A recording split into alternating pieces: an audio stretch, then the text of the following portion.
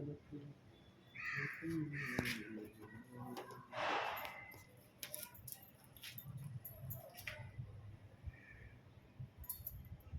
ചോദിച്ചു ആചാര്യൻ ഞാൻ പറഞ്ഞ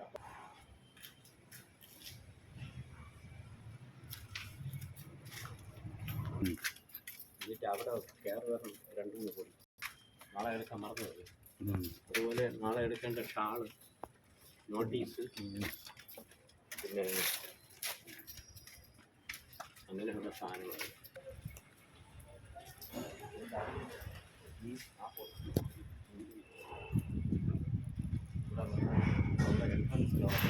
എല്ലാം ഞാൻ ഒരു കൂടി നേരത്തെ വയ്ക്കാം. അതുകൊണ്ടാണ്